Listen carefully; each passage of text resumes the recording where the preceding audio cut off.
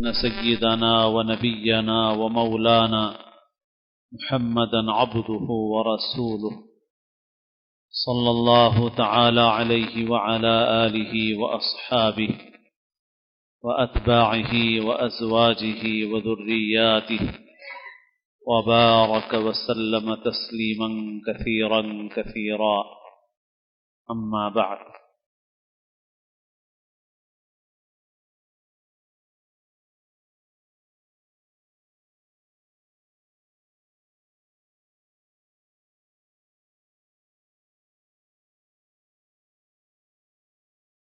قابل احترام بزرگوں، عزیز دوستوں اور ساتھیوں،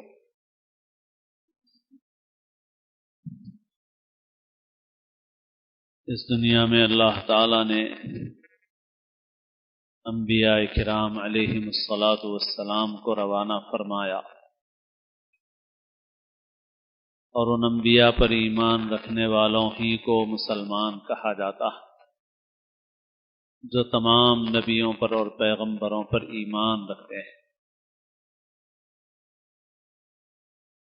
ہم الحمدللہ مسلمان ہیں۔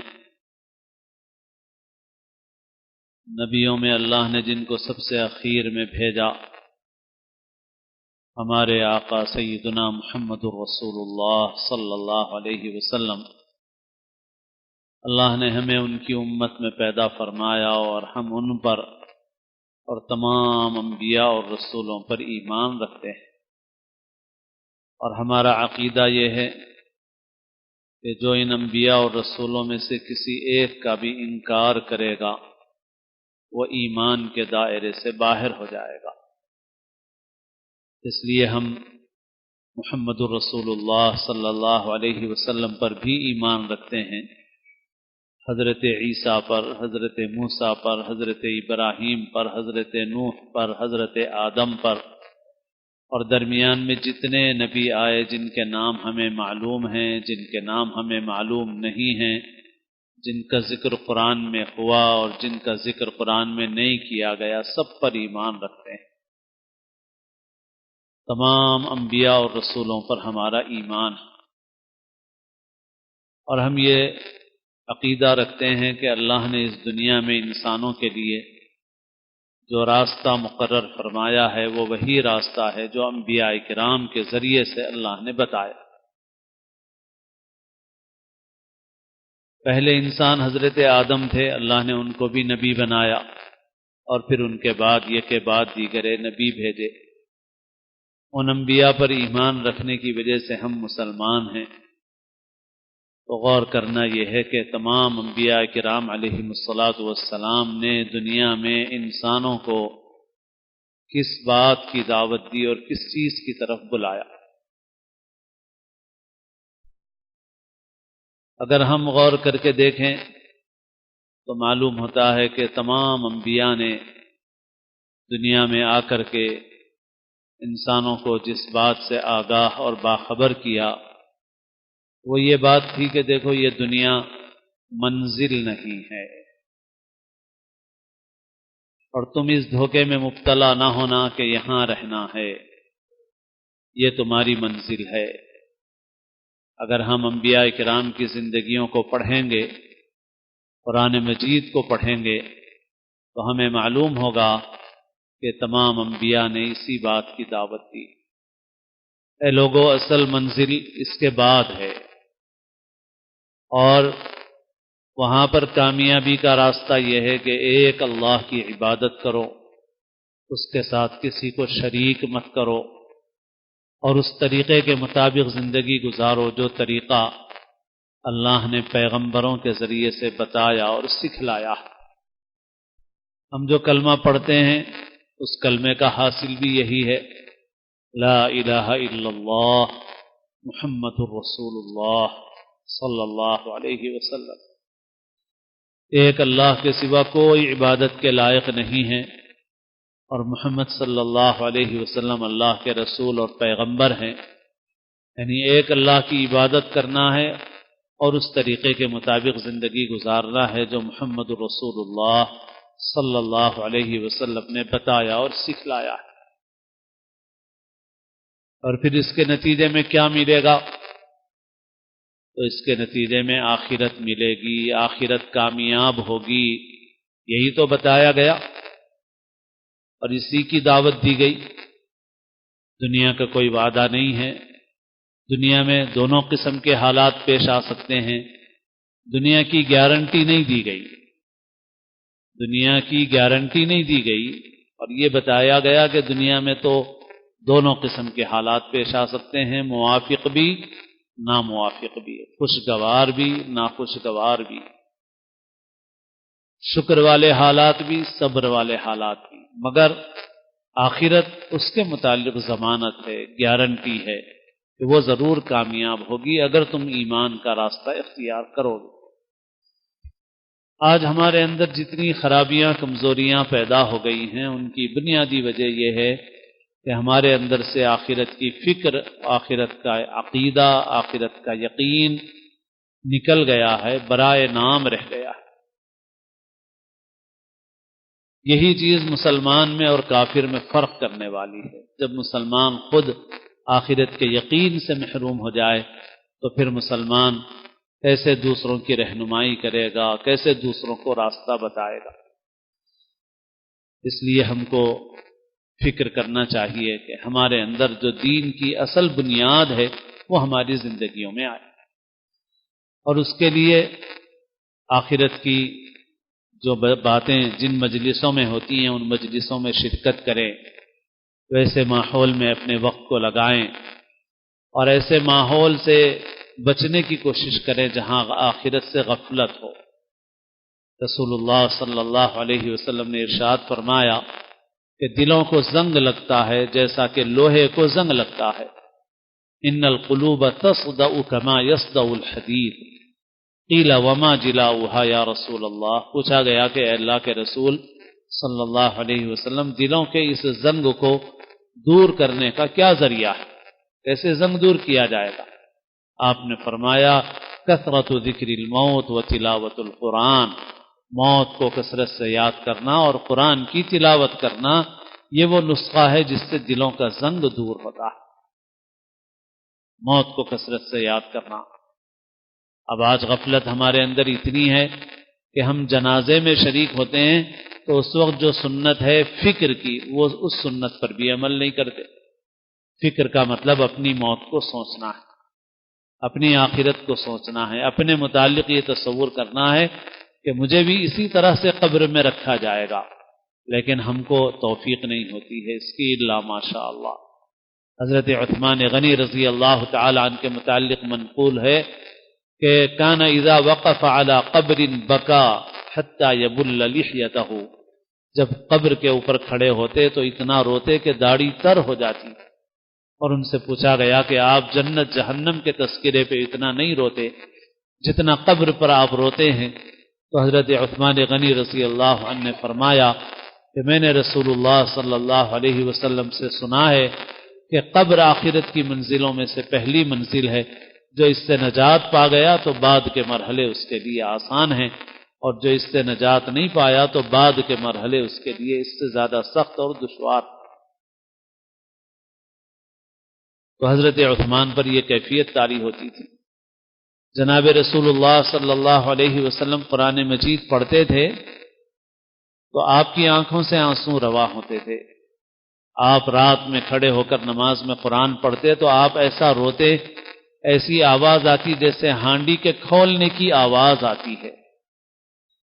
قرآن مجید میں اللہ تعالیٰ نے خود قرآن مجید کا، کلام پاک کا تذکرہ کرتے ہوئے فرمایا کہ اللہ نے اس کتاب کو نازل کیا جو احسن الحدیث ہے، بہترین کلام ہے، اور ایک ایسی کتاب ہے جس کے مضامین باہم ملتے جلتے ہیں اور بار بار دہرائے جانے والے مضامین ہیں۔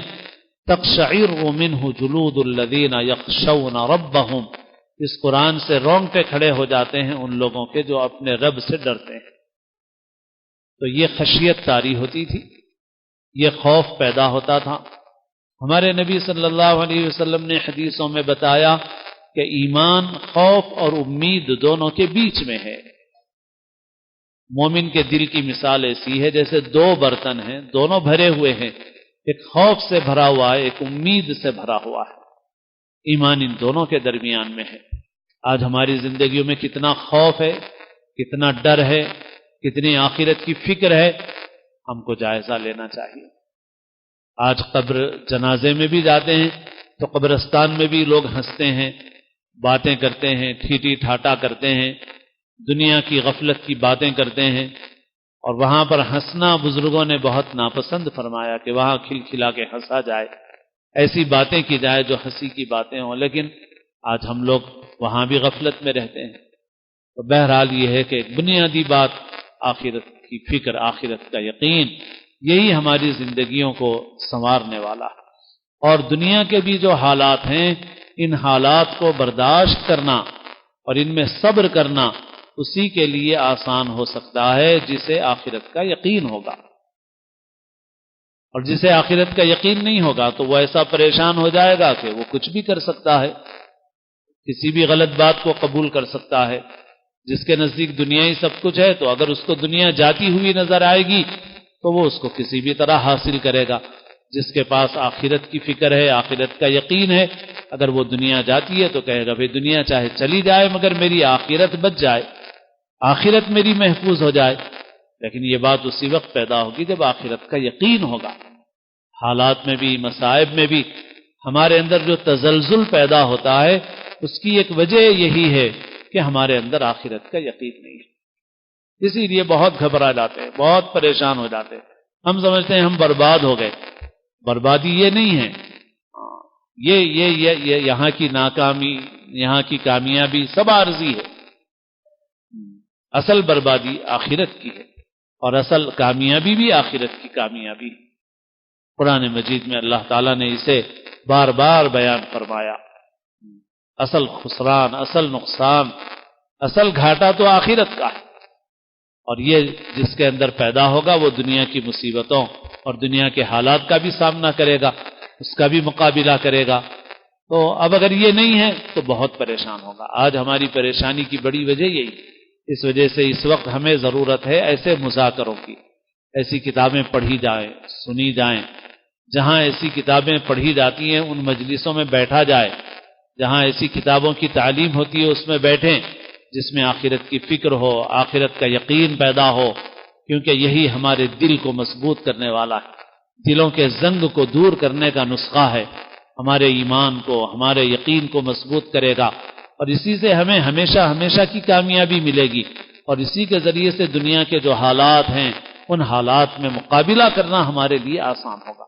اگر ہمارے اندر یہ نہیں ہوگا تو پھر ہم کمزور پڑ جائیں گے، پھر ہم بہت جلدی پریشان ہو جائیں گے، پھر ہم خدا نخواستہ اپنے دین اور ایمان کا سودا کرنے لگیں گے، ہم اس سے پیچھے ہٹنے لگیں گے، کیونکہ ہم سوچیں گے ہماری دنیا جا رہی ہے۔ اور جب آخرت کا یقین ہوگا تو ہم کہیں گے کہ بھئی چاہے دنیا جائے ہم ان حالات کا سامنا کریں گے مگر اپنے ایمان سے دستبردار نہیں ہوں گے۔ سورۃ البروج میں ایک ایسا واقعہ ذکر ہے ایک ایسی قوم کا کہ جہاں ایک بادشاہ نے، جو مشرک بادشاہ تھا، ایک خندق کھودی، اس خندق میں اس نے آگ دہکائی، اور اس نے سب اللہ پر ایمان رکھنے والے لوگوں کو ایک ایک کر کے آگ کی اس خندق میں ڈالا، تو انہوں نے آگ کی اس خندق میں گرنا منظور کیا مگر اپنے ایمان کو چھوڑنا منظور نہیں کیا۔ کیوں؟ وہی اللہ پر ایمان، اللہ کے پاس ملنے والے ثواب کا یقین، اللہ کے پاس ملنے والے بدلے کا یقین۔ اور کبھی کبھی اللہ تعالیٰ لمحوں میں کسی کو یہ ایسا دے دیتے ہیں کہ پھر وہ پہاڑ بن جاتا ہے، جیسے حضرت موسیٰ علیہ السلام سے جادو مقابلہ کرنے کے لیے جو جادوگر فرعون نے اکٹھا کیے، اور انہوں نے حضرت موسیٰ سے مقابلہ کرنے کی کوشش کی، اور اپنے سانپ، اپنی لاٹھیاں اور رسیاں زمین پہ ڈالی، اور وہ لاٹھیاں اور رسیاں سانپ اور اژدہوں کی شکل میں پورے مجمع کو نظر آنے لگی کہ سانپ اژدہے میدان میں دوڑ رہے ہیں۔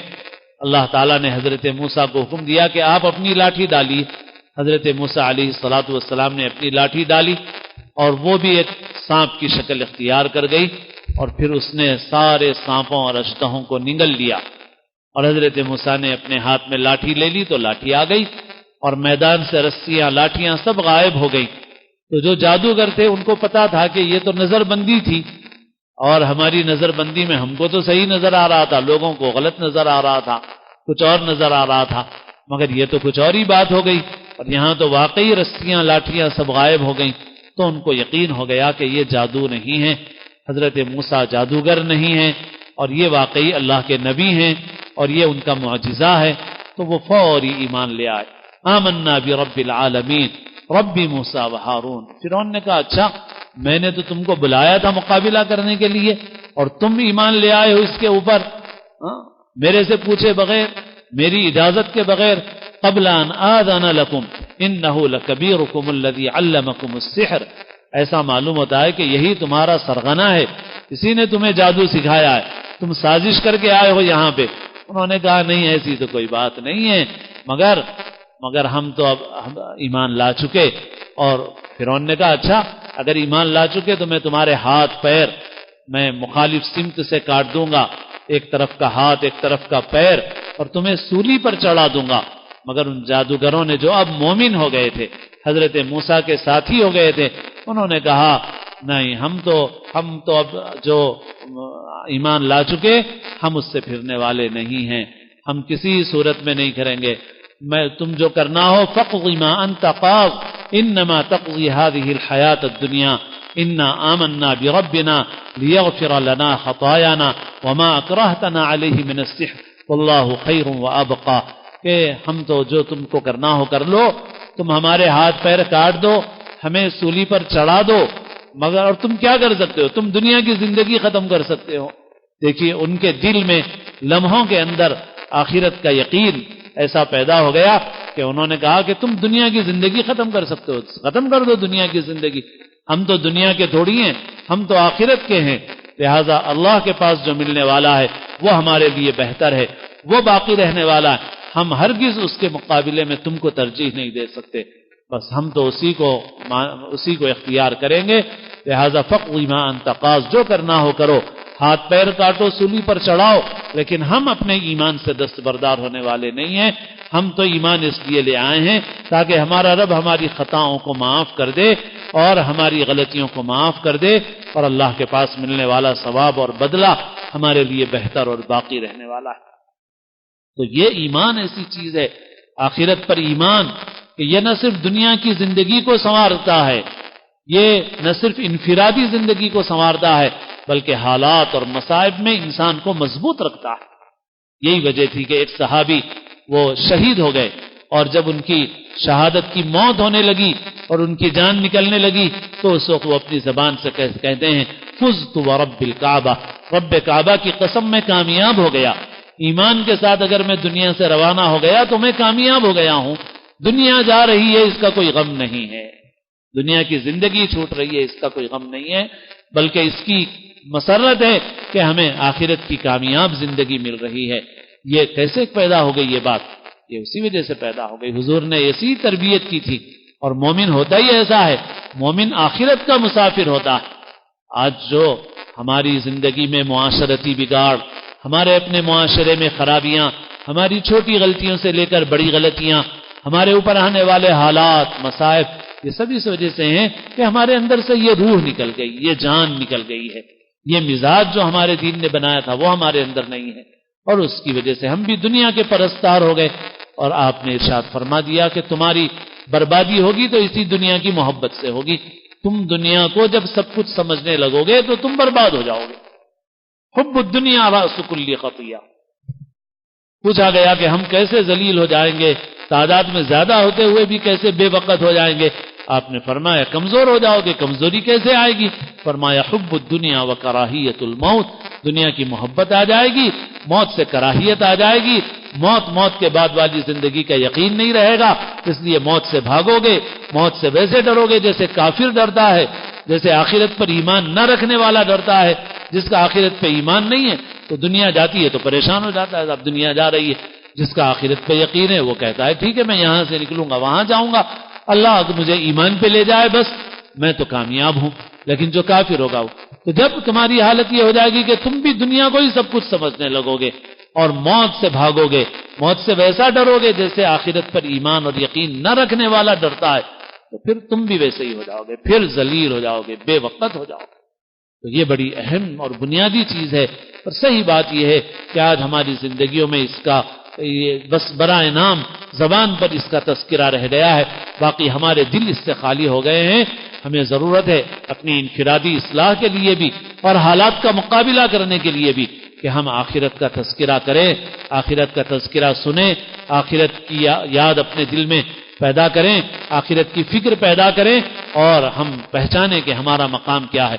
پوری دنیا میں انسان ہے، ان انسانوں میں ہم اس بات کے دعوے دار ہیں کہ ہمارا نبیوں پر ایمان ہے، اور نبی دنیا میں جتنے آئے ان سب نے یہی کہا کہ دیکھو اصل زندگی موت کے بعد کی زندگی ہے، یہ دنیا منزل نہیں ہے، یہ دنیا راستہ ہے، یہاں جو کرو گے وہاں پاؤ گے، یہاں محنت کرنا ہے وہاں تمہیں حاصل کرنا ہے، یہاں ملنے والا ہے یہ ہم کوئی گارنٹی نہیں دیتے، یہاں کبھی ملے گا بھی کبھی نہیں بھی ملے گا، یہاں پر دونوں قسم کے حالات پیش آئیں گے، یہاں کی کوئی گارنٹی نہیں ہے، وہاں کی گارنٹی ہے۔ تو جس نے اس سودے کو قبول اور منظور کیا وہی تو مسلمان ہے، وہی تو مومن ہے۔ اللہ اپنے فضل سے اپنے کرم سے مجھے آپ کو سب کو آخرت کی فکر نصیب فرمائے، آخرت کا یقین نصیب فرمائے، اپنے نبی پاک صلی اللہ علیہ وسلم کی سچی پکی کامل محبت آپ کا اتباع نصیب فرمائے۔ اللہ تعالی ہم سب کو اسلام کی زندگی اور اپنے اپنے وقت پر حسن خاتمہ نصیب فرمائے، سنتیں ادا فرمائے۔